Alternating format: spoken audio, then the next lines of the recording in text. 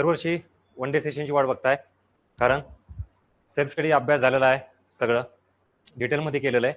पण आता शेवटचा हात, ज्याला फायनल टच म्हणतो आपण, आणि तेही रिव्हिजन स्वरूपात, exam oriented revision, effective, productive असे शब्द जाणीवपूर्वक वापरतो.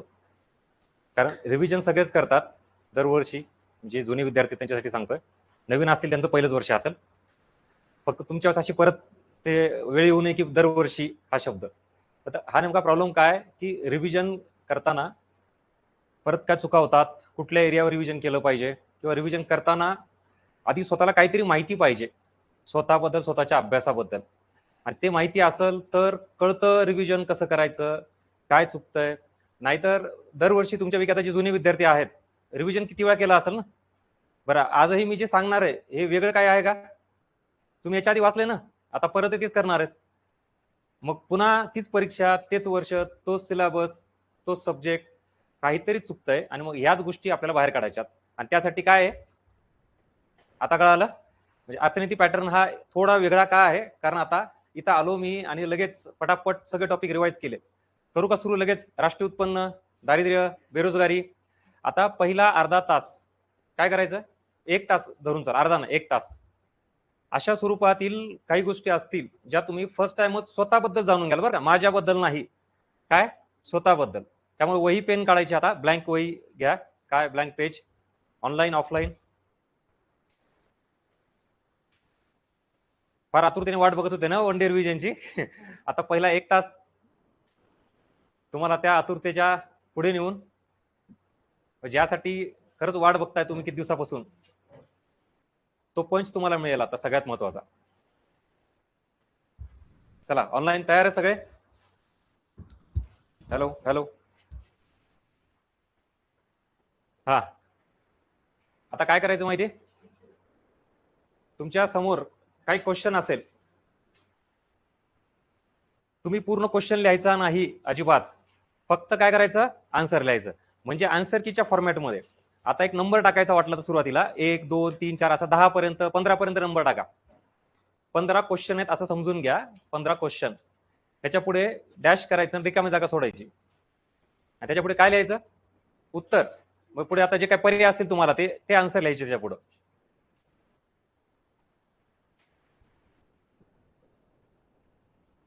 काय चालू आहे काय नाही सगळ्या प्रश्नाची उत्तरं मिळतील, फक्त मी म्हणतोय ते फॉलो करा.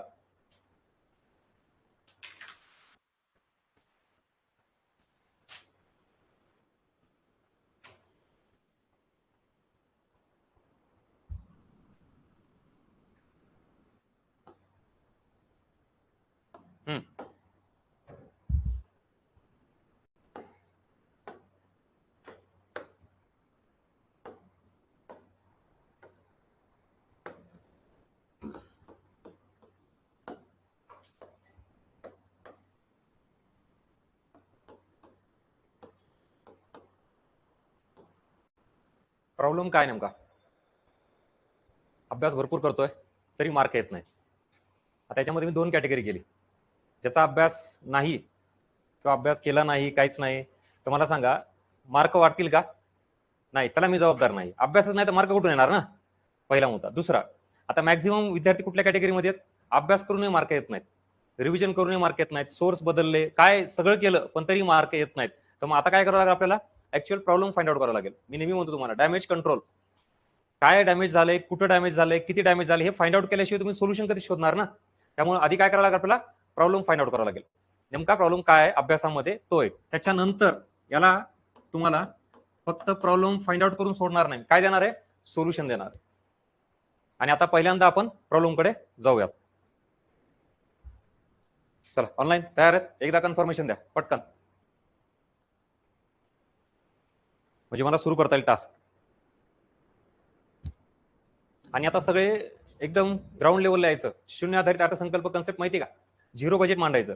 तुम्ही जुने आहात, नवीन आहेत, अभ्यास झालाय नाही झालाय, अभ्यास अति झालाय, सगळं जे काय असेल ना ते आता एकदम झिरो म्हणून मी काय सांगतोय ते फक्त शांतपणे ऐकायचं. हा, रेडी ना? ओके, चलो लेट स्टार्ट. परीक्षेत तुम्हाला एका क्वेश्चनला किती सेकंद असतात? काही जणांनी कॅल्क्युलेशन पण केलं नसेल, म्हणजे विचार करा आता. हा, 30? बर, नक्की का? बर, म्हणजे 35-36 सेकंद असतात एका प्रश्नाला. त्या तेवढ्या सेकंदात तो प्रश्न वाचायचा, समजून घ्यायचा, पर्याय वाचायचे आणि मग काय करायचं, गोल करायचं एवढ्याच सेकंदामध्ये. म्हणल्यानंतर तिथं किती स्पीड लागेल.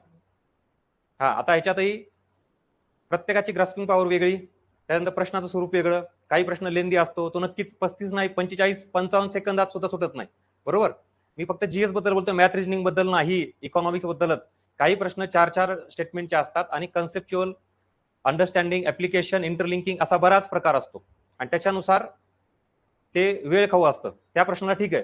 काही प्रश्न कसे असतात, straight forward, simple, basic facts आणि कन्सेप्ट असतात. ते किती सेकंदात सोडायला पाहिजे, 10-12 सेकंद, 15 सेकंद असे दाखवतो मी. पीओक्यू पण घेऊन आलो आज. त्यामुळे पहिला 1 तास हा तुमचा पूर्ण टर्निंग पॉईंट असेल.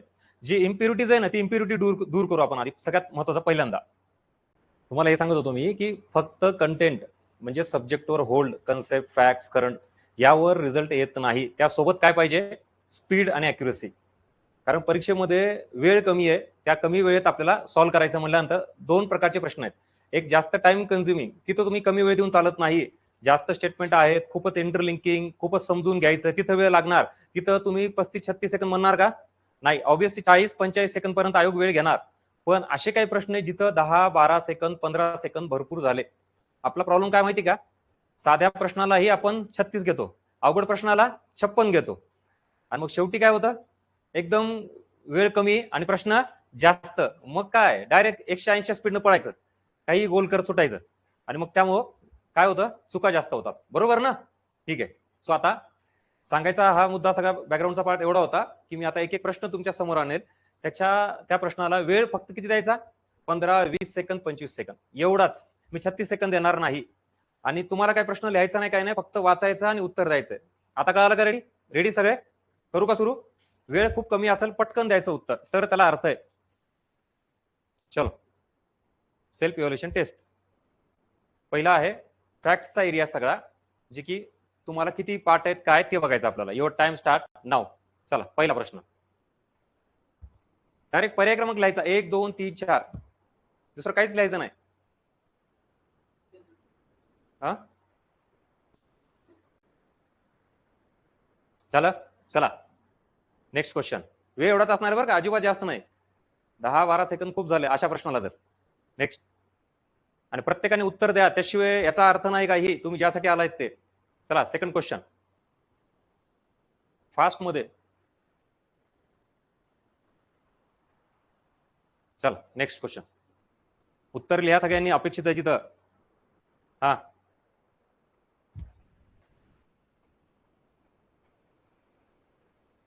नेक्स्ट. पटकन स्पीड मध्ये सगळं. डायरेक्ट वन लाइनर प्रश्न ते. हा, नेक्स्ट क्वेश्चन.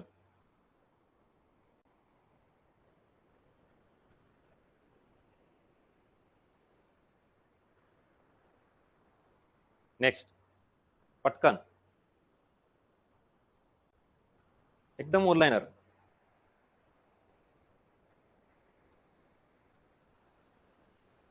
त्याला कशाला 10-12 सेकंद, एका सेकंदात होईल का. चला नेक्स्ट. हा, परत एकदम वन लाइनर, बेसिक.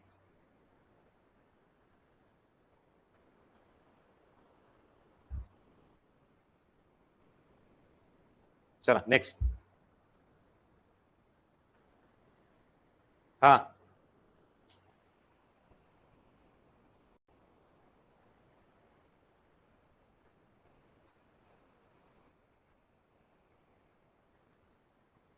नेक्स्ट. बर, इथपर्यंत फक्त काय करा माहिती का, आता मी जे सांगतो ते ऑनलाईन आणि ऑफलाईन हे जे आहे ना, हे मला नाही वाटत तुम्ही ह्याच्या आधी कधी बघितलं असेल. हे तुमच्यासाठी एवढं इफेक्टिव्ह आहे.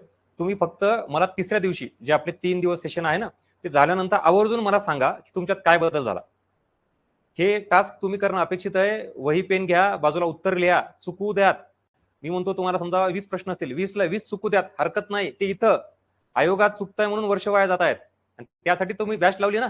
बॅच मध्ये फक्त तुम्हाला जे आतापर्यंत तुम्ही केले तेच ऐकायचं, जायचं का निघून, का सुधारणा करायच्यात. हा, त्यासाठी हे टास्क आहे. त्यामुळे प्रत्येकाने इन्व्हॉल्व्ह व्हायच्यामध्ये. हा, नेक्स्ट क्वेश्चन.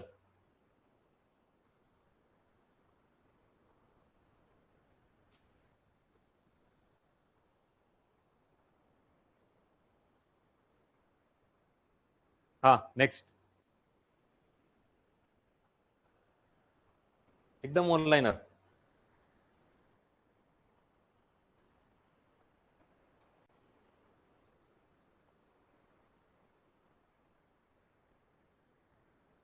नेक्स्ट.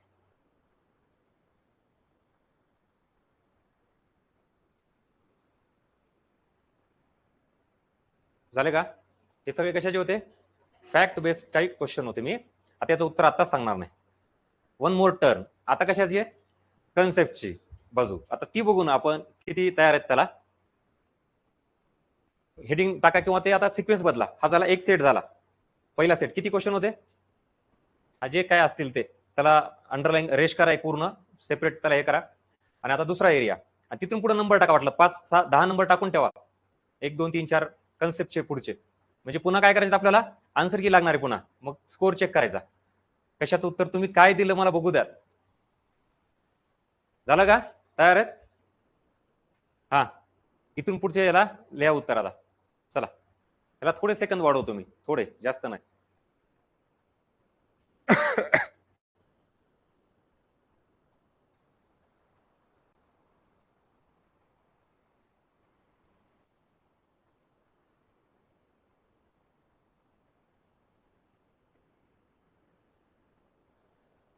झालं?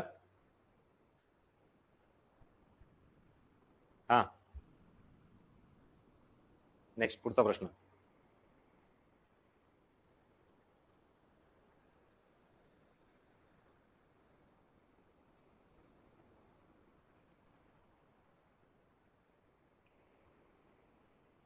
नेक्स्ट.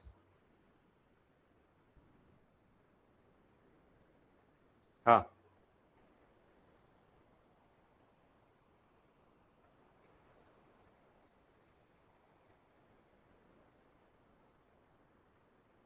नेक्स्ट.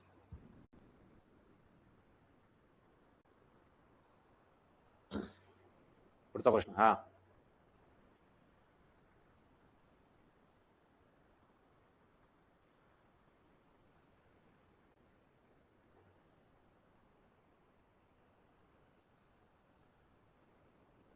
नेक्स्ट. हा, इथपर्यंत झालं का? बरं, 2 मिनिटं का असं ना, आयोगासारखा फील आला का? हा, ऑनलाईन. चला, हाच पंच द्यायचा होता मला. तुम्हाला ऍक्टिव्ह झाले का सगळे असे? हा, एकदम डोक्याच्या केसापासून नखापर्यंत सगळ्या यंत्रणा शरीराच्या ऍक्टिव्ह झाल्या का ऑनलाईन?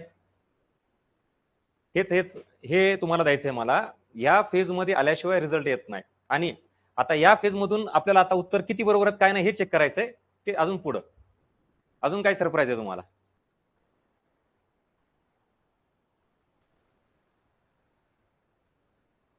चला, रेडी? आता पुढचे प्रश्न. बरं, आता असे प्रश्न आयोगात येतात का नाही तो मुद्दा वेगळा. बरं का, इथं आपण काय करतोय, तुमचा अभ्यास किती केला तुम्ही ते चेक करायचा आहे. तो किती परफेक्ट आहे, किती एक्झाम ओरिएंटेड आहे, हा जास्त इम्पॉर्टंट आहे. मला तो चेक करायचा आहे. त्यामुळे क्वेश्चन पॅटर्न मी माझ्या पद्धतीने तयार केलाय. आता आयोगात किती रिफ्लेक्ट होतात ते तुम्हाला थोड्या आणि परत पीओक्यू पण दाखवणार आहे मी. चला, आता पुढे काय असणार आहे?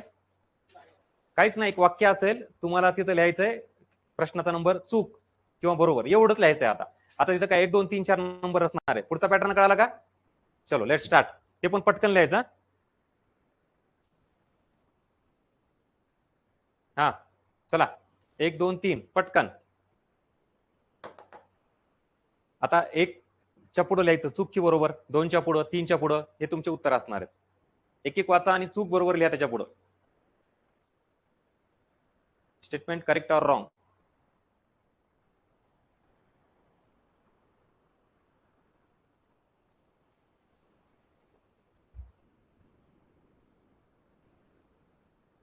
तुम्हाला जास्त शॉर्टकट हे करायची गरज, त्यातल्या काय करा, असं नाही तर असं, सगळ्यात सोपं. अजून झालं का? चला पुढं.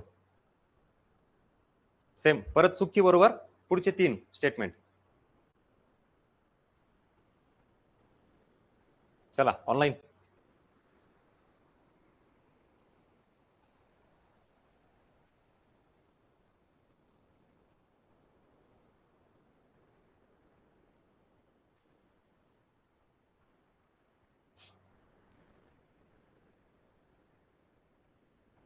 झालं? चला. हा, चूक की बरोबर? पुढचे वाक्य 2.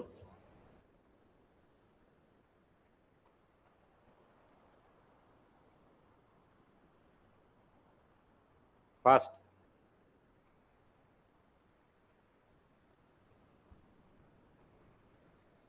झालं? चला नेक्स्ट. झालं का? हा एक पॅटर्न झाला. काय होता? चूक की बरोबरचा. आता तुम्ही तो लिहिला असेल. काय नाही, मी जे फक्त चाललंय ते चालू द्यायचं. तुम्हाला सगळ्याचे उत्तर सगळं मिळतील. काय नाही ते. हा, आता पुढचा पॅटर्न काय? रिकाम्या जागा भरायच्या. आता काय करायचं तुम्हाला? तिथे जी रिकामी जागा आहे का त्याच्या पुढे डायरेक्ट उत्तर लिहायचं. म्हणजे आता चूक बरोबर असं काही आहे का? किंवा ऑप्शन लिहायचे का 1 2 3? आता काय करायचं? डायरेक्टली उत्तर लिहायचं. म्हणजे फॉर एक्झाम्पल मी विचारल एसबीआयची स्थापना टिंबटिंब या वर्षी झाली. आता तुम्ही तिथे काय लिहायचं? 1900. हा, आता कळालं का? हा,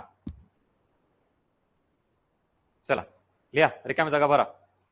इथं तर अजून सोपं आहे. या रिकाम्या जागामध्ये फक्त कमी का जास्त एवढंच करायचंय. आता काहीच नाही, अख्खं वाक्य लिहायचं नाही. फक्त प्रश्न क्रमांक लिहा 1 2 3 आणि त्याच्या पुढे कमी का जास्त एवढं 2च पर्याय आहेत. तेवढ्याच रिकाम्या जागा भरायच्या.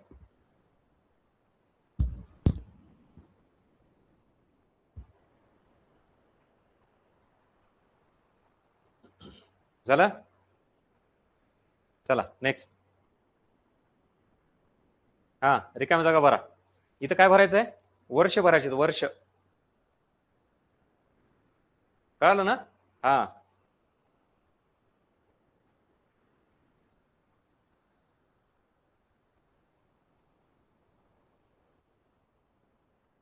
काय जे असेल ते 1905 1910 1857 काय तुम्हाला जे वाटेल ते. झालं का?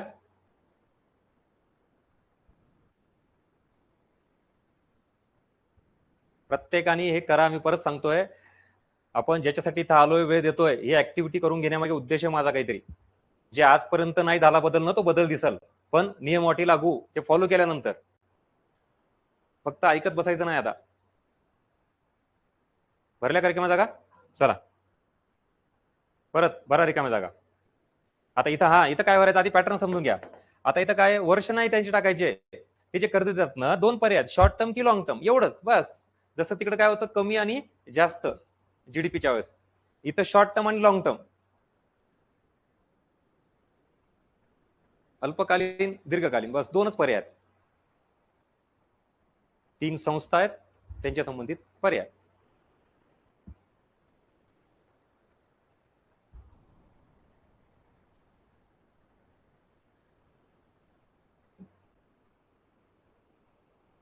पटकन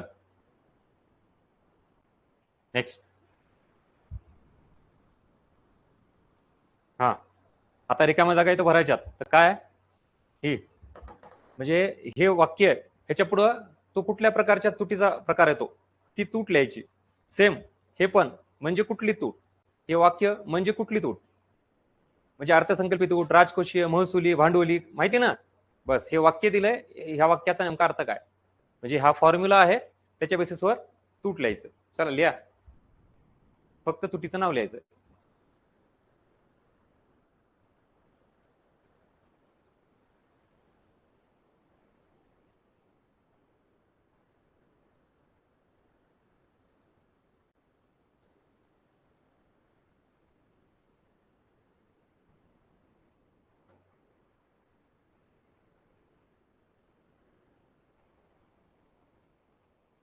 झाला?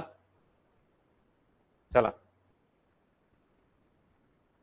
यस, हे आपलं वन डे.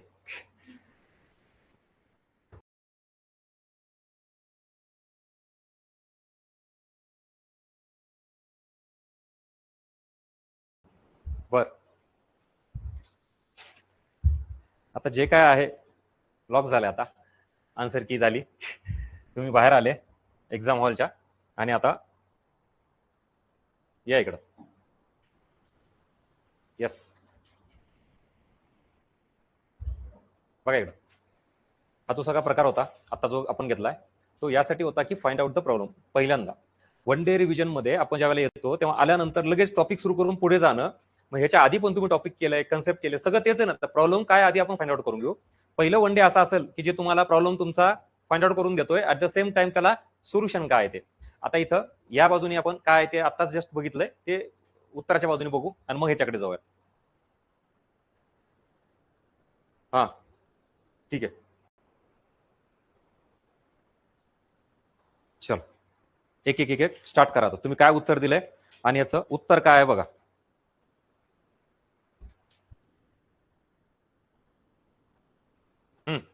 चला पहिला प्रश्न काय येतं. चल आरबीआयची स्थापना. काय याचं उत्तर? याचं उत्तर आहे 4. किती जणांचं उत्तर चुकलंय? पटकन हात वर करा, पटकन प्रामाणिकपणे सांगायचं. त्यासाठी ते कार्यक्रम चालला इथं. तुम्ही किती माझ्यापासून लपवलं तरी चालतंय, स्वतःपासून लपू शकता का? नाहीये. ऑनलाईन पटकन सांगा. उत्तर बरोबर आल्याचं सांगू नका. चुकलं की त्यांनी पटकन हजेरी लावा.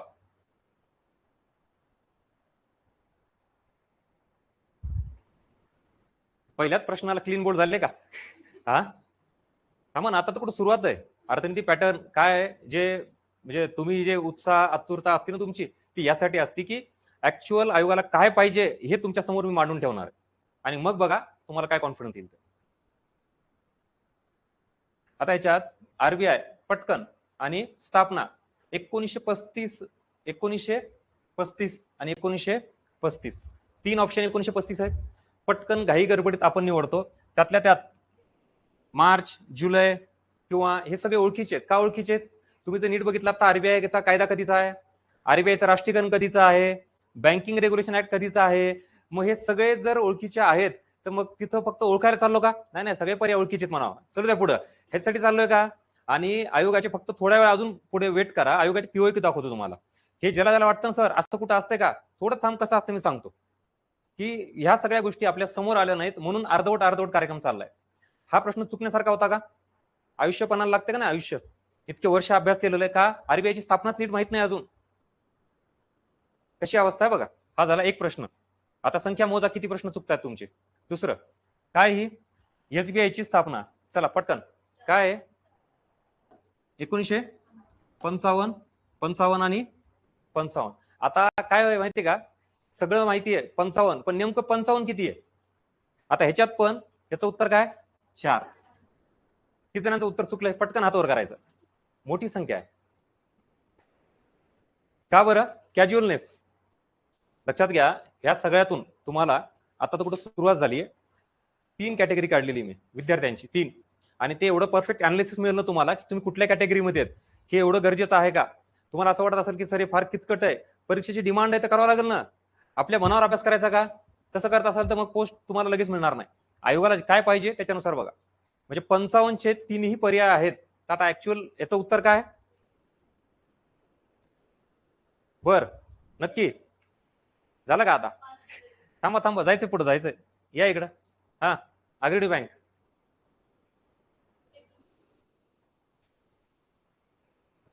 आता याचं सुद्धा उत्तर 4च आहे. तुम्हाला सर असं कुठं असतंय का? अरे कसंही असल, तुझा अभ्यास झालाय का नाही हे बघ ना. हा क्वेश्चन पॅटर्न काही असू द्यात, मला याच्यातून काय चेक करायचं होतं? तुमचा अभ्यास, फॅक्च्युअल डेटा. तुम्ही काय करताय? मनाने 67, कोणी 75, कोणाला वाटतं नाही 68. काय उगच का? आयोग पर्याय देतं आणि मग आपण तसंच काहीतरी निवडतो. वर्षपणाला लागते का नाही? याच्यावरून म्हणजे अजून पुढे गेलो नाही. आता बघा कॅटेगरी काय आहे तुमची. विद्यार्थी म्हणून आपण काय करतो या इकडे. आता पुढे जायच्या अगोदर हे सुद्धा कुठेतरी मेन्शन करून घ्या. ज्याला आपण स्टुडंट माइंडसेट म्हणतो. मी 3 कॅटेगरी केलेली आहे. फर्स्ट कॅटेगरी ज्याचा अभ्यासच नाही अजिबात, ठीक आहे, त्याला मार्क येणारच नाही बाबा, तू बाजूलाच राहा. आता अभ्यास करावा लागेल ना. अभ्यास करणाऱ्यामध्ये पण 2 कॅटेगरी आहेत, ए आणि बी. अभ्यास करणारे बरं का.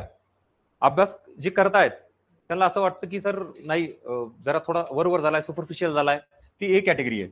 म्हणजे वर सुपरफिशियल म्हणू आपण त्याला एकदम. म्हणजे तो अभ्यास करतोय पण परफेक्शन नाहीये, ठीक आहे. आता दुसरी कॅटेगरी आहे, ते अभ्यास खूप आहे, चांगला आहे, म्हणजे त्याला आपण म्हणू स्ट्रॉंग अभ्यास आहे त्याचा, एकदम सगळं माहिती सर परफेक्ट सांगू शकतो. पण ह्याचा काय प्रॉब्लेम आहे? ह्यालाही मार्क कमी येतात, ह्याला थोडे जास्त येतात पण रिझल्ट येत नाही. म्हणजे हा 5-6 मार्कांनी जातो, हा 1-2 मार्कांनी जातो, हा 10-15 मार्कांनी जातो. आता तुम्ही कुठल्या कॅटेगरीमध्ये ते बरोबर ना, ह्याचा विषयच नाही, हे खूपच लांबून जातं. हे त्यातल्या त्यात सर 3 मार्क 4 मार्क कमी पडायला लागलेत मला कट ऑफला, किंवा 5 मार्क, ही 5 मार्काची रेंज आहे. आणि ही मात्र डायरेक्ट 1 किंवा 1.5-2 पॉईंटनी जातात ना, पॉईंटनी ते इकडे आहेत, हे लक्षात ठेवा. मग त्या दोघांसाठी पण बघा आता प्रॉब्लेम काय. आपला इथलचा पहिल्या कॅटेगरीचा जो विद्यार्थी आहे, सुपरफिशियल अभ्यास करतो, म्हणजे त्याला माहिती सगळं असतं, वाचलेलं सगळं असतं, पण अर्धवट. जसं की आता एसबीआयची स्थापना कोणाला माहिती? सगळ्यांना माहिती, पण मग एक्झॅक्टली माहिती का? परफेक्ट माहिती आहे का? नाही. यामुळे होतं असं, परफेक्शन कमी, म्हणजेच इथं तुमचं बघा, ज्याला आपण परफेक्शन म्हणतो किंवा ऍक्युरसी, ही काय असते? कमी. म्हणजेच तुमचं काय जास्त असणार आहे? कन्फ्युजन जास्त. कन्फ्युजन जेवढं जास्त, तेवढ्या तुमच्या चुका काय वाढणार आहेत? जास्त. बरोबर का नाही? परफेक्शन कमी, कन्फ्युजन जास्त, चुका जास्त म्हणल्यावर स्कोर काय होणार आहे? गणित कळालं काय? समीकरण लक्षात आलं का? हे लिहून घेऊ शकता. मी परत सांगतोय, हे मी परत परत सांगणार नाही. एकदा टॉपिकला कन्सेप्टला स्टार्ट केली, याच्याकडे फिरणार नाही. तुम्ही या कॅटेगरीमध्ये असाल तर सोल्युशन आहे पुढं. पहिली कॅटेगरी, ह्याला अजून एक काय माहिती का? 4 पर्याय असतात, तर 4 पैकी 2 ऑप्शन जागेवर एलिमिनेट होतात बरं का ह्याला. Yes or no? आता पटलं का? नाही म्हणा सर, डायरेक्ट आता जे जे आमच्या डोक्यात आहे ते तुमच्या ओठात आहे. आता काही गोष्टी बघा, आयोगाच्या सिलेबसला, पीवायक्यूला एवढं मी कोळून पिलंय म्हणतो आपण त्याला, तसं केलंय. त्या सोबत सोबत विद्यार्थ्याच्या मानसिकतेवर काम केलं. म्हणजे काही गोष्टीत तुम्ही काय उत्तर देता हे मला कसं कळतं? सांगतो पुढे अजून पण. त्याचं काय रिझन आहे? विद्यार्थ्याची मानसिकता जी आहे ना, त्याच्यावरही काम केलेलं आहे, की आपल्याला 4 पैकी 2 ऑप्शन एलिमिनेट होतात, 2 मध्ये कन्फ्युजन आहे, रिझल्ट तिथे जातो, आणि म्हणून तुम्ही 4-5 मार्कांनी जाता. हा झाला एक. आता इकडे या, याचा काय प्रॉब्लेम आहे बघा. आता असा कुठला विद्यार्थी आहे की जो एकदमच क्लोज जातो आणि अभ्यास बऱ्यापैकी स्ट्रॉंग आहे, सगळं वाटतं, त्याच्यामध्ये काय पॉईंट लिहून आणलेत मी, ते 3 वर्ष झाले, 4 वर्ष झाले, किंवा 2 वर्ष झाले, जे काय तुमचे वर्ष असतील, काय काय जणांचे 8-8 वर्ष आहेत बरं का, 10 वर्ष पण आहेत, जे काय असेल ते जेव्हाही अभ्यास करतं ना, ते त्याला आधी काही वर्षांपूर्वी जे वाचलंय, जेवढं माहिती आज आहे तेवढंच माहिती त्याला. ते काय करतो? फक्त तेच तेच तेच तेच तेच तेच, किंवा सोर्स उगं वाढवते, किंवा इरिलेव्हंट नॉलेज वाढवते. इरिलेव्हंट. ऍक्च्युली आयोगाला काय पाहिजे ते वाढवायला पाहिजे. उदाहरण देतो साधं बघा. म्हणजे ज्या वेळेला आपण अभ्यास करतो, आरबीआय, एसबीआय किंवा हे जे आत्ता मुद्दे होते ना, बऱ्यापैकी त्यांनी उत्तर दिले बरं का. म्हणजे कुठला या कॅटेगरीच्या विद्यार्थ्यांनी त्याचं उत्तर चुकलं नाही. त्यानं परफेक्ट सांगितलं की एसबीआय स्थापना कधी आहे, मंथ आणि डेट सहित. त्याचा हा प्रॉब्लेम आहे का? नाहीये. मग आता प्रॉब्लेम काय माहिती का त्याचा? असे एरिया, उदाहरण तुम्हाला देतो आता. आरबीआयची एसबीआयची स्थापना विचारली, तुम्ही सांगाल. मला सांगा, आरआरबीची स्थापना आणि अग्रणी बँकेची स्थापना, आता तो इथं कमी पडतो. म्हणजे थोडा एरिया वाढवत नाही, थोडं अपडेशन वाढवत नाही. बरं, अपडेशन आणि एरिया वाढवणं म्हणजे कुठला? कोर कंटेंटचा म्हणतो बरं का मी. करंटचा तर वाढवा, पण करंटला मर्यादा जरा ठेवली पाहिजे, खूप करंट आहे. कोर कंटेंट मधलाच अपडेशनचा पार्ट. अजून एक उदाहरण देतो तुम्हाला. बँकांचं राष्ट्रीयकरण पण माहिती आहे, सगळे सांगतात एसबीआय, आरबीआय स्थापना. पण आता जर तुम्हाला विचारलं एसबीआयची स्थापना विचारल्यानंतर एसबीआयच्या सहयोगी बँका, त्याच्याबद्दल एखादा एरिया विचारला तर आता सांगता येणार नाही. कळाला का ह्याचा प्रॉब्लेम काय झाला? अभ्यास स्ट्रॉंग आहे, पण एक पाऊल पुढे जायला पाहिजे होतं. त्याला 4-5 वर्षापूर्वी पण तेवढंच माहिती होतं, आणि आज पण तेवढंच माहिती आहे, म्हणल्यावर रिझल्ट कसा येईल? थोडं पुढे जायला पाहिजे का नाही? तुला जर एसबीआयची स्थापना वगैरे सगळं माहिती असेल तर सहयोगी बँकाकडे जाणं. सहयोगी बँकामध्ये पण त्याचं विलिनीकरण आहे, त्या किती बँका आहेत. बरं, अजून एक पुढचा पार्ट. आता जीडीपी, जीएनपी, एनडीपी, ह्याला सगळं चांगलं माहिती. जर कन्सेप्ट विचारलं लगेच सांगेल. पण आता आयोग पुढे कुठे चाललाय? जीडीपी पेक्षा एनडीपीची व्हॅल्यू नेहमीच छोटी असते, किंवा जीएनपी पेक्षा एनएनपी नेहमीच कमी असतो. आता आयोगाचं वाक्य आहे का नाही तसं? प्रश्न. मग हे नाही माहित त्याला. मग हे कधी करणार? 3-4 वर्षानंतर. पुढं सीपीआय, डब्ल्यूपीआय, हे सगळं माहिती आहे, पण सीपीआय, डब्ल्यूपीआयच्या व्यतिरिक्त जीडीपी डिफ्लेटर काय आहे आणि ह्याचा संबंध काय, म्हणजे थोडाच कोर कंटेंट वाढवणं गरजेचं आहे. अजून एचडीआय, जीडीआय याचे निकष आहेत, जे की सगळ्यांनाच माहिती आहे. पण मग थोडं अजून जीआय कडे गेलात तर त्याचे निकष काय काय म्हणायचं कळालं का मला? भावना पोहोचल्या का? हे 10-15 मार्कांचा त्याचा विषयच नाही, हा आपला टार्गेट ग्रुपच नाहीये. अभ्यास केला पाहिजे, केल्यानंतर काय प्रॉब्लेम आहे तर मी आहे. तुम्ही अभ्यास न करता जर मार्क वाढवायचं म्हणलात तर मग ते नीट सारखं होतं. नीट एक्झाम नाही का काल परवा, डायरेक्ट तुम्ही डॉक्टर होता अभ्यास न करता. तो प्रकार आपल्याकडे नसतो. मेहनत घ्यावी लागते, अभ्यास करावा लागतात. आता काही मार्कांनी चालले त्याचंही उत्तर मिळेल. आणि ऍक्च्युली आता आपल्या या वन डे मध्ये सगळ्यात मेन एरिया हा तर असणारच आहे, डोंट वरी. इकडे जायचंय आपल्याला आता. म्हणजे हे जे आहेत ना हे विद्यार्थी हे इकडे कमी आहेत, इकडे तर आहेत. जे थोडं असा एरिया असतो की आपल्याकडून तो करायला पाहिजे, तो होत नाही, तो एरिया मी तुम्हाला घेणार आहे, डोंट वरी. आता कळालं का? चल, तुम्ही कुठल्या कॅटेगरीत आहेत सांगा मला. चला ऑनलाईन पटकन मेन्शन युअर कॅटेगरी पटकन. जे एकदम नवीन असतील त्यांनी अपक्ष म्हणून टाकून द्यायचं कुठल्याच पक्षात नाही. कारण तुम्ही आता एकदमच नवीन आहेत म्हणल्यावर तर लोडच घेऊ नका, तुम्ही फक्त ऐका काय चाललंय ते समजून घ्यायचा प्रयत्न करा. बर, हे पटलं का? स्वतःबद्दल लक्षात आलं का काय ते? आता ह्याला परत इथं मूर्त स्वरूप देऊ. या इकडं कंटिन्यू करू. कुठपर्यंत आलो होतो आपण? हा, एसबीआयची स्थापना झाली. हा, अग्रणी बँकेची पण स्थापना झाली का? बर, मग आता हा प्रश्न चुकला, मग ह्याचं उत्तर काय? हे बरोबर आहे रे, यापैकी नाही 4 माहिती आहे. वर्ष काय सांगा ना.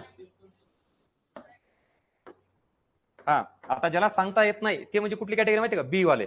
ही काहीतरी थोडं एक्सटेंड करा ना. आता एसबीआय माहिती, आरबीआय माहिती सगळे, तर काय माहिती नाहीये? अग्रणी बँक. बरं, अग्रणी बँक आपल्या सिलेबसला नाही का? आहे. मग तुम्हाला माहिती आहे का? नाही आहे. नाही काय काय चाललंय कळतंय? आता अग्रणी बँकेकडे गेलं पाहिजे, तर हे कॉम्पिटिशन आणि हाय कट ऑफ आपल्याला क्रॉस करायचं असेल तर थोडं बाउंड्री ब्रेक करावं लागेल आपल्याला पुढं. हा, चला, याचं उत्तर काय? आता 4 उत्तर म्हणून घ्यायचं, याच्यातच आहे. 1 नंबर किती जणांचं उत्तर आहे पटकन सांगा, पटकन. 1 बरं, 2 नंबर, 3 ऑप्शन आणि 4 वाले. याचं उत्तर आहे 4. अरे ऐका, हा, हे हसण्याचं काम नाहीये. आता तुम्हाला 1-1.5 वर्षांनी 2 वर्षांनी स्वतःवर पुन्हा हसणं येईल आणि काही 4-5 वर्षानंतर समाज तुम्हाला हसेल आणि मग तुम्ही शांत बसाल. ऑनलाईन किती जणांचा हा प्रश्न बरोबर आलाय मला सांगा. आता चुकलेल्यांचा नाही, चुकले 90% आहेत. बरोबरवाले कोण आहेत मला सांगा, त्याला मानतो मी. आणि बघून सांगायचं ना बरं का, बघून नाही. आता पुढे होणारच आहे सगळं, लक्षात घ्या. On the spot. हे आरआरबी आपल्या सिलेबसला नाही का? म्हणजे तुम्ही काय माहितीये का, सर आम्हाला एसबीआय विचारा, सर आरबीआय विचारा, बँकांचं राष्ट्रीयकरण विचारा. अरे ह्याच्या पलीकडे जाणार का नाहीये? आणि विषय काय, परत कट ऑफ आणि कॉम्पिटिशन. तुम्ही नाही केलं तर कोणीतरी करणार आहे आणि आपल्याला आपलीच थोडी बाउंड्री ब्रेक करावं लागेल ना. अरे 5 वर्षापूर्वी जे माहिती आज तेवढंच माहिती तुला. आरआरबी बद्दल जर माहित नसल तर विचार करा आपण कुठे चाललोय आणि पास होणार आहे का आणि टार्गेट ठेवलंय का या वर्षीचं. आणि आता वन डे रिव्हिजन गरजेचं होतं का? आता जाग आली का अशी की काय आपण कुठे आहेत, किती पाण्यात आहेत कळायला लागलं का? ज्याला ज्याला असं वाटतं उन्हात नको सर, कोणी त्रास घ्यावं एवढं 5-5, 6-6 घंटे रोज. चला,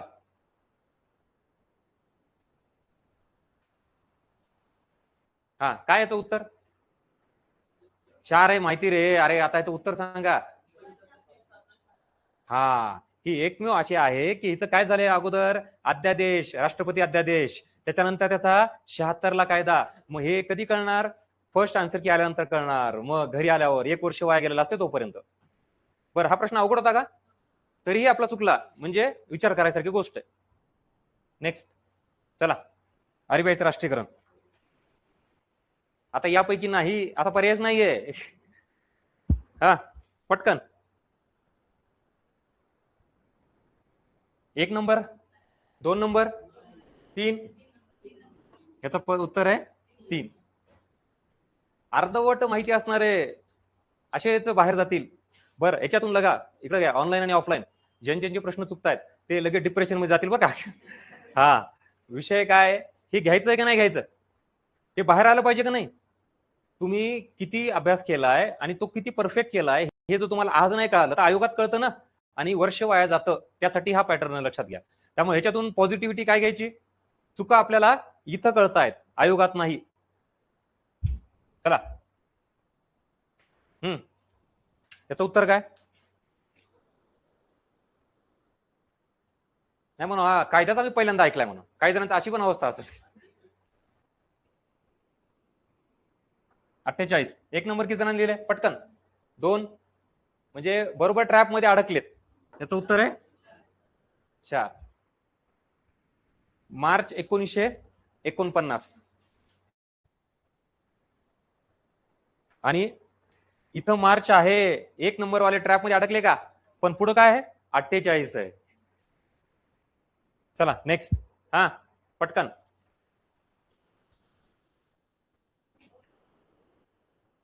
याचं उत्तर काय नक्की? यापैकी नाही वाले कोण आहे का इथं? हा माहीतच पाहिजे. याचं उत्तर आहे 63. बर. हा नेक्स्ट.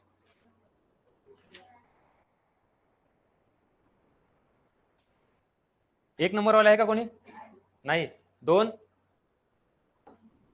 3 वाले आहे का कोणी? आहे. 4. ह्याचं उत्तर काय? असं वाटणाऱ्यांनी कट करायचं. याचं उत्तर आहे 4. दोन सर कस काय सांगा आता?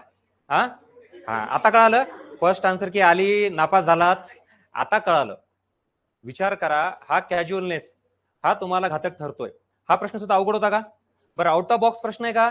अजिबात नाही. आपल्या वाचण्यात सगळे तुम्ही काय करता माहिती का, गृहीत धरता आयोगाला. नाही असंच असतं, तसंच असतं. तुम्हाला जे माहिती आहे ते तुम्ही निवडता. ह्याचं उत्तर यापैकी नाही, या पर्यायात नाही. तर काय उत्तर ऍक्च्युअली त्याचं? 2010 व 2008 असं पाहिजे होतं. चला ऑनलाईन भावना पोहोचतायत का? काय चाललंय कळते का? का करू डायरेक्ट टॉपिक सुरू करू का? हे गरजेचं आहे आधी? आणि हे बघा, हे जे आहे ना, ह्याला रियालिटी दाखवणं म्हणतात. ह्याला निगेटिव्ह करणं म्हणत नाहीत. तुमच्यापैकी काही वाटत असं सर मग ह्याच्यामुळे आम्हाला टेन्शन येतं. यार यायलाच पाहिजे ना. टेन्शन घेण्यासारखी गोष्ट नाही. जर ह्या गोष्टी अशा चुकत असतील तर ऑब्व्हियसली आपल्याला अभ्यासात बदल केला पाहिजे. So this is all about reality. चला पुढं. हा पटकन.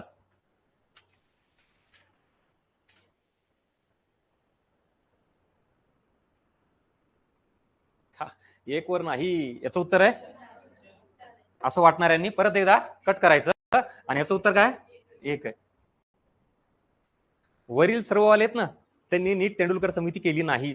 आणि ही वेळ आहे आता की आपल्याला फार बारकावे बघावं लागणार आहेत. तुम्हाला पीओक्यू दाखवल्यावर कळतो की हे छोटे छोटे शब्द आहेत. पहिले विधान बरोबर आहे यांच्यासोबत तेंडुलकर समितीबद्दल? बरोबर आहे. बर. शिक्षण व आरोग्यावरील? आता शिक्षण आणि आरोग्य हा शब्द बघितला, यस तेंडुलकर असं वाटतं.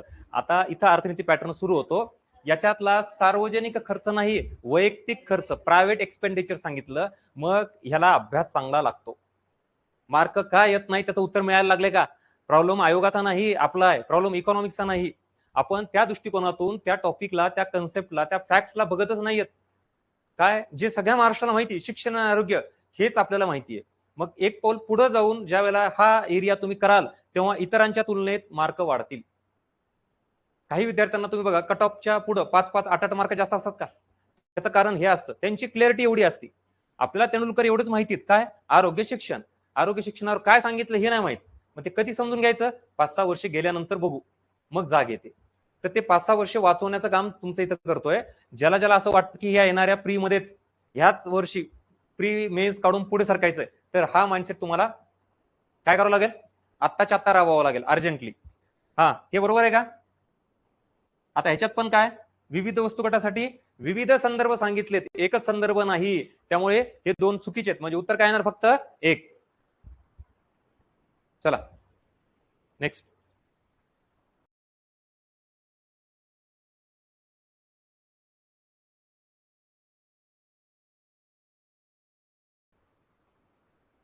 फॅक्टचे एवढे चुकलेत म्हणा. कन्सेप्टला काय सांगायचं आता? हा सांगा कन्सेप्टचं. कोणत्या संकल्पनेमार्फत आरबीआय व्यापारी बँकाकडून कर्ज घेते? मला सांगा याचा काय संबंध आहे का? आता कन्सेप्च्युअल क्लॅरिटी तुम्हाला किती वेळात पटकन उत्तर देते बघा. डायरेक्टली हे इलिमिनेट होतं. बँक रेट आणि रेपो रेट ह्याच्यात कोण कोणाला कर्ज देतं? आरबीआय. आणि प्रश्नात काय सांगितलंय? बँका आरबीआयला कर्ज देतात म्हणल्यावर हा पण गेला इकडं. कळालं? कन्सेप्ट ज्याचे क्लिअर आहेत उत्तर यायला पाहिजे. आता ह्याचा अर्थ काय? हा प्रश्न बऱ्याच जणांचा बरोबर आलाय का? ह्याचा अर्थ तुमच्या कन्सेप्ट काय क्लिअर आहेत. पण प्रॉब्लेम फाइंड आउट झाला का? म्हणजे प्रॉब्लेम कुठं होता तुमचा? फॅक्ट्स कडे होता. हेच तर कळायला पाहिजे ना आपल्याला. चला थोडं बरं वाटलं असेल मला मनाला. जास्त जरा डिप्रेशन आलं होतं. हा नेक्स्ट. हा, आता हे सरळ आहे, ह्याचं काय चुकायचं होय का? चला, बरोबर का? का परत कॅज्युअलपणा, तुम्हाला बीओटी आणि बीओपी हे जर नीट समजलं असेल तर, अरे व्यवहार तोल आणि व्यापार तोलात फरक आहे का नाही? मग विचारलंय काय? व्यापार तोल. बर, ह्याच्यामध्ये काय येईल? आता मी कन्फ्युज केले की तुम्ही कन्फ्युज झाले का नाही? तुम्ही ठाम राहिलं पाहिजे. अरे याचं उत्तर काय? बीओटी, व्यापार तोल. मला सांगा, हे काय आहे? बीओपी. बीओपीचे दोन भाग असतात. कुठले? एक म्हणजे चालू खातं आणि दुसरं म्हणजे भांडवली खातं. चालू खात्याचे दोन भाग, हे म्हणजे दृश्य खातं किंवा व्यापार खातं, हे म्हणजे सो व्यापार खात्यालाच आपण काय म्हणतो? बीओटी. सो याच्यात फक्त कशाचा समावेश असतो? वस्तूंचा असतो. म्हणजेच पर्याय क्रमांक आणि 3 वाले, ह्याच्यात सेवा असते का? म्हणजे तुम्ही कन्फ्युज कुठे झालात? बीओपी आणि बीओटी कळालं का? किती जणांचा हा प्रश्न चुकला? परत पटकन प्रामाणिक हात वर करा. मोठी संख्या आहे. ऑनलाईन काय अवस्था आहे? ह्याच्यावरून काय लक्षात आलं? कन्सेप्टची क्लॅरिटी. चला नेक्स्ट. हा, पटकन. 4 नक्की? का बरं? पतनियंत्रणाचे गुणात्मक साधन हे कसलं आहे? संख्यात्मक आहे. हे कसलं आहे? हे कसलं आहे? म्हणजे उत्तर काय? क्लिअर, साधा, सिंपल. हा, तुम्हाला बघा ना, हे प्रश्न कसा कॉन्फिडेंटली लगेच सांगता आला. ह्याच्यात काय अवघड होतं का? बर, ह्याच्याबद्दल एवढा आवाज वाढला होता का तुमचा? म्हणजे बघा, हे लिहून घ्या. परत चाललं इथं काय कॉमेडी शो चालला नाही. हे सगळं तुमच्या समोर काय आणतोय? एरिया आणतोय. तुम्हाला कुठल्या एरियावर काम करायची गरज आहे, कन्सेप्टच्या, फॅक्टच्या, कुठल्या टॉपिकवर, हे लिहून घेणं अपेक्षित आहे. फक्त ऐकायचा कार्यक्रम करू नका. नेक्स्ट. हा, चला पुढचा. कायचं उत्तर? बर, आता विविध देशांमध्ये होणारा आंतरराष्ट्रीय व्यापार जो आहे, हा पुढीलपैकी कोणत्या घटकावर आधारित असतो? तर लक्षात घ्या, प्रामुख्याने ज्या वेळेला आपण विचारलंय तेव्हा आता तुम्हाला एवढा सहजासहजी उत्तर देत असेल तर तरीच पोस्ट घेऊन बाहेर पडले असते. सो याचं उत्तर आहे पर्याय क्रमांक 2. विचार करा आणि तुम्हीच सांगा मला. अरे वरील सर्व घटक आहेतच, मुख्यतः प्रामुख्याने. मला सांगा, ह्याला मी इलिमिनेट करतो बघा. कसं इलिमिनेट करतो? देशात प्रोडक्शन खूपच जास्त आहे. माझं काय म्हणणं आहे, भारतात खूप प्रोडक्शन आहे, अरे पण इन्फ्लेशन पण जास्त आहे. ह्याचा अर्थ लोक वस्तू घेतील का? आयात निर्यात होईल का? म्हणजे आपण दुसऱ्या देशातून आयात करू, निर्यात होणार नाही. सो परकीय व्यापार तोय हा गेला इलिमिनेट. आणि पायाभूत सुविधा हा जो घटक आहे ना, हा तुमची इन्व्हेस्टमेंट वाढवतो, औद्योगिकरण वाढवतो. थेट परकीय व्यापार वाढवतो का? म्हणजे हे दोन्ही घटक त्याला इनडायरेक्टली दुरून त्याला काय ऍप्लिकेबल आहेत. थेट ऍप्लिकेबल कुठला आहे? किंमत. देशातील वस्तू सेवांची किंमत तुमचा परकीय व्यापार ठरवतो. Got it? आता कळालं का? हा, पण कधी? फर्स्ट आन्सर की आल्यावर कळतं की अरे आयोगाने हे उत्तर का दिलं. अच्छा, असं आहे का त्याचं? बर, मग करतो 2-3 वर्षानंतर अभ्यास आणि होतो शहाणा. तोपर्यंत आयोग अजून पुढे जाऊन बसलेला असतो. हा ट्रॅप कळाला का? बर, ओव्हरऑल प्रश्नातून मला काय मेसेज द्यायचा तो पोहोचतोय का तुमच्याकडे? डोक्याला चालना मिळते का? ऑनलाईन चला, येतं कन्फर्मेशन आहे. पटकन काय चाललंय कळतंय का?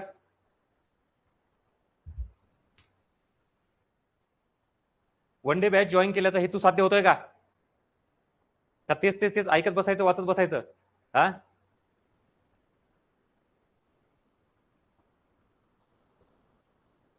हा, ओकेच, व्हेरी गुड. आहेत ना सगळे सोबत? पुढं चूक की बरोबर? या इकडं सांगा. काय करू? पहिलं वाक्य काय करू? पटकन बरोबर करू. डब्ल्यूपीआय मध्ये केवळ वस्तूंचा समावेश असतो का? बरं, किती जणांचं हे बरोबर आलंय? बाकी चुकलंय? ह्याला काय करू? हा, का बरं? आता इथं वस्तूंचा समावेश असतो म्हणजे इथं केवळ सेवांचा नाही, इथं वस्तू व सेवा. हा वाला किती जणांचा चुकलाय? दोन्ही किती जणांची चुकले? हात वर करा. विचार करा, बेसिक आहे. आपल्याला सीपीआय आणि डब्ल्यूपीआय जर माहित नसेल तर मग परत आयोगाला दोष देऊन फायदा नाही. सर इकॉनॉमिक्स मध्ये मार्कच येत नाहीत. सीपीआय आणि डब्ल्यूपीआय बेसिक फरक नाही माहित तर मार्क कुठून येणार? Next. WPI, CPI, GDP deflator या तिन्ही संकल्पना महागाई संबंधित आहे का? नाही. ह्या दोन आहेत महागाई संबंधित. बरोबर, राईट? Statement is correct. हा, किती जणांचं चुकलंय हात वर करा. झालं का? म्हणजे थोडी डेप्थ वाढवायची आहे. आपल्याला जे माहिती आहे तेच माहिती आहे आधी. जीडीपी डिफ्लेटर हा प्रश्न आयोगाचा for your kind information PYQ आहे. जीडीपी डिफ्लेटर महागाई संबंधित ऑनलाईन. कुठले कुठले प्रश्न चुकतायत लिहून घ्या, त्याच्या पुढे स्वतःचा रिमार्क द्या, स्वतःत काय बदल करायचा आहे त्यासाठी चाललंय हे.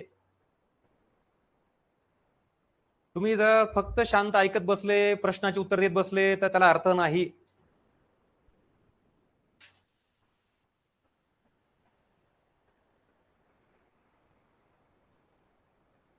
आणि ज्यांचे ज्यांचे उत्तर बरोबर येत आहेत याचा अर्थ अभ्यास फार चांगला आहे आणि तुम्ही अलर्ट पण आहात प्रश्न सोडवताना. ऍक्च्युली बऱ्याच जणांचा प्रॉब्लेम काय झाला माहितीये का? प्रश्न नीट समजून न घेणं, घाई गडबड करणं, असं पण आहे ना. लिहून घ्या मग तिथं तुमचं काय काय प्रॉब्लेम यायला लागले ते. चला नेक्स्ट. हा, इथं काय करू आता? पहिलं बरोबर आहे का? देशातील पर्यावरणाच्या हानीस दारिद्र्य घटक जबाबदार आहे का? यस. दुसरा, तुटीच्या अर्थसंकल्पावर आर्थिक वाढीला चालना मिळते का? बिलकुल. तिसरा, हे सुद्धा बरोबर आहे. याला म्हणायचं इंटरलिंकिंग आणि ऍप्लिकेशन बेस्ड क्वेश्चन. हे जर बरोबर असेल तर तुम्ही अजून चांगला अभ्यास केलाय. आणि ज्याला हे काय म्हणायचं हेच कळत नाही याचा अर्थ इंटरलिंकिंग आणि ऍप्लिकेशन कमी आहे बरं का तुमची. नुसत्या कन्सेप्ट क्लिअर असून चालत नाही. या एका टॉपिकचा दुसऱ्याशी संबंध दाखवतो मी आता. आयोग तुम्हाला PYQ कशी विचारतो ते. नेक्स्ट. हा, सांगा. तुटीचा अर्थ भरणा देशात महागाई निर्माण होऊ शकते का? बरोबर. मंदीच्या परिस्थितीत RBI, हे मात्र इथं काय? हे चूक आहे. हे सुद्धा बरोबर आहे. Very good. बघा याचा अर्थ परत अंडरस्टँडिंग ऍप्लिकेशन स्ट्रॉंग आहे. नेक्स्ट. रिकाम्या जागा बरा. हा, पहिलं GNP पेक्षा NNP नेहमीच नक्की का? बर. GDP पेक्षा NDP नेहमीच हा नक्की. हे सुद्धा कमीच. GNP पेक्षा GDP नेहमी. GNP आणि GDP याच्या बाबत ज्या वेळेला हा शब्द येतो ना, हा वर्कआउट होत नाही. याचं उत्तरच येत नाही. हा, कारण का ते आता तुम्हाला पुन्हा ज्याला टॉपिक सुरू होईल ना तेव्हा सांगेल मी. हेच हेच कसं जे आयोगाने विचारलं तेच लावून धरायचं. आता स्वतःच डोकं वापरलं का? नाही. जीडीपीची आणि GNPची व्हॅल्यू याच्यामध्ये चेंज असू शकतो का? ज्या वेळेला एखाद्या देशाची निर्यात जास्त असेल तर कुठला आकडा जास्त असेल? GNPचा. आणि आयातीचा आकडा जास्त असेल तर जीडीपीचा आकडा जास्त असेल. आता कळालं का? म्हणजेच आयात निर्यातीवर ठरतो जीडीपी मोठा का GNP मोठा. नेहमीच आपण सांगू शकत नाही, पण ह्या दोघांबद्दल मात्र डेफिनेटली नेहमी सांगू शकतो. कन्सेप्च्युअल क्लॅरिटी, बाकी काही नाही. ती नसेल तर मग हे प्रकरण जड जाणार आहेत. चला. हा, पहिल्याचं उत्तर काय लिहू? ह्याचं 1990. ह्याचं 95 लिहिले का इथं कोणी? बरं ठीक आहे. 2010. याचं 1995 नक्की. याचं 2000. Very good. चला, कोणी कोणी काय काय लिहिलंय चेक करा बरं का, म्हणजे तुम्हाला अभ्यास करायला आपापला. चला. हा, short term, long term, short term, long term. कुठं काय करू? Short term, long term. बर. इथं शॉर्ट टर्म किंवा लॉंग टर्म कोण लिहिलंय प्रामाणिकपणे हात वर करा. वा. ऑनलाईन. अरे WTO कर्ज देते का रे? हा, घ्या बरं तुम्ही. तिचं काम काय, फंक्शन काय, आणि द्यायला लावले त्याचा विचार केला असेल का नाही? लॉंग टर्म देत असेल, कोणी म्हणत असेल नाही शॉर्ट टर्म देत असेल. हा, उगाच बळजबरी. अरे तिचं बेसिक फंक्शनच माहित नाही. याचा अर्थ आपल्याला या 3 इंटरनॅशनल ऑर्गनायझेशनच्या IMF काय करते, वर्ल्ड बँक काय करते आणि WTO काय करते. हा, आणि नाही ह्या वर्षी मला पोस्टच पाहिजे सर. WTO काय करते हे आधी सांग, बरोबर पोस्ट मिळते. चला ऑनलाईन. ट्रॅप कळतोय का?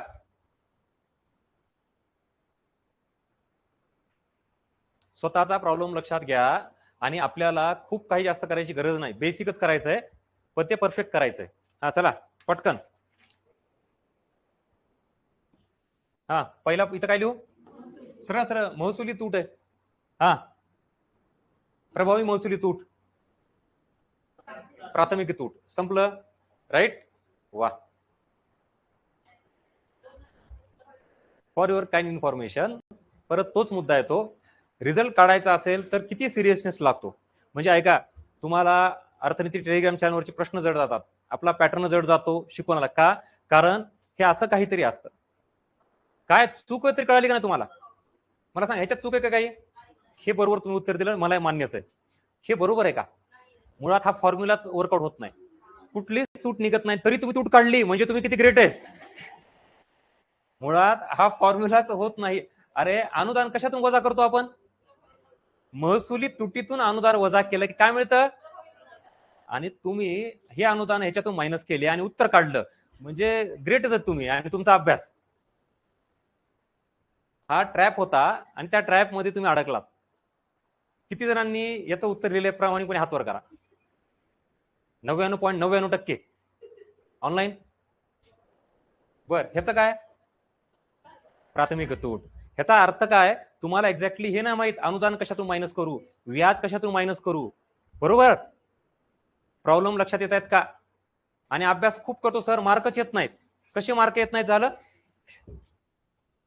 Yes, so this is all about first punch from one day revision series. कसा वाटला? आणि खरंच थोडं डोक्याला मुंग्या आल्यासारखं वाटतंय का की काहीतरी विचित्र प्रकार होता? आता ब्लँक पेज घ्या आणि ह्याच्यातून काय लक्षात आलं 2 मिनिटात पूर्ण रिपोर्ट लिहा स्वतःबद्दल. पटकन ऑनलाईन सांगा, आवर्जून सांगा. हा गरजेचा होता का डोस? पटकन लिहा आता. चला, मी परत इथं मेन हेडिंग कडे जातो. या इकडं. हा काय प्रकार होता हा? बघा इकडं, सेल्फ इव्हॅल्युएशन. चला पटकन स्वतःबद्दल, स्वतःच्या अभ्यासाबद्दल पॉइंट लिहा. आणि या पहिल्या अर्धा एका तासात काय लक्षात आलं, काय चुका होत्यात, काय सुधारणा करायच्यात.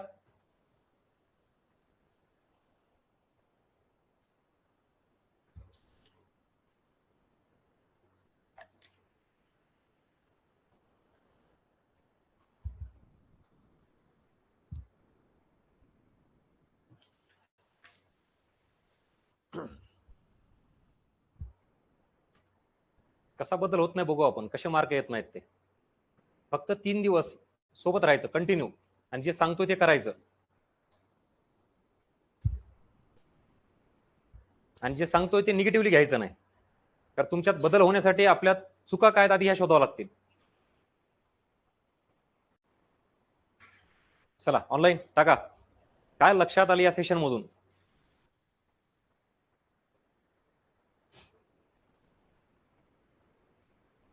आणि संख्यात्मक विश्लेषण करू नका. समजा मी किती 15 प्रश्न दिले होते, तर 10 बरोबर आले, 8 बरोबर आले. किती चुकले, किती बरोबर आले, त्याच्यापेक्षा काय कळालं हे जास्त महत्वाचं आहे. तुमच्या काय गोष्टी लक्षात आल्या या सेल्फ इव्हॅल्युएशन मधून.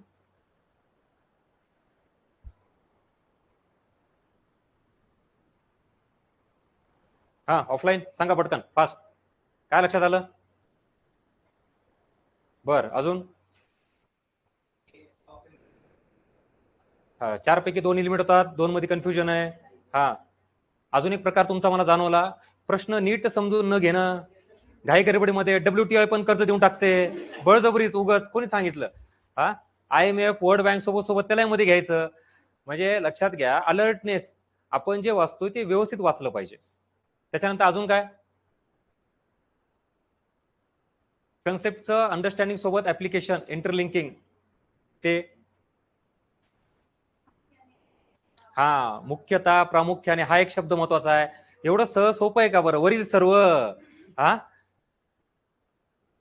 बरं, त्याचा पण डेमो दाखवतो. असं का तुम्ही म्हणाल सर, मग ते बाकीचे ऑप्शन चुकीचे होते का? चुकीचे नव्हते, तरीही एक आयोग कुठला तरी ऑप्शन निवडतो, त्याचा मागे रिझन आहे. चला, हा, आता याच ट्रॅप मधून तुम्हाला बघा, ज्यावेळेला आता तुम्ही अभ्यास कराल ना, आता रिव्हिजन सेशन झाल्यानंतर रिव्हिजन कराल ना, तेव्हा तुम्हाला गजानन भस्के आठवतो ते वाचताना. आणि नुसतं गजानन भस्के आठवलं नाही पाहिजे, आयोग आठवला पाहिजे. कारण आता पुढे आयोग दाखवतो. ही रिअलिटी आहे की आपण अभ्यास करताना, आता तुम्ही IMF वर्ल्ड बँक वाचा बरं. नाही ना, हे कर्ज देत नाही, हे देतंय. हे देतंय, हे शॉर्ट टर्म देतंय, हे लॉंग टर्म देतंय. झालं ना, माझा हेतू साध्य झाला ना. मला तुम्हाला तेच जागा करायचं होतं. तुम्ही आता वाचताना काय करणार? SBI हे ते सगळं केलं. थांब बाबा, अग्रणी बँक माहित नाही मला, चल तिकडं. किंवा काय माहित नाही, RRB माहित नाही, चल तिकडं. झालं ना, मग हेतू साध्य झाला ना. तुमचा हिडन एरिया, डार्क एरिया मला तुम्हाला समोर आणायचा होता, आणि तिकडे गेलं पाहिजे तुम्ही. क्लिअर?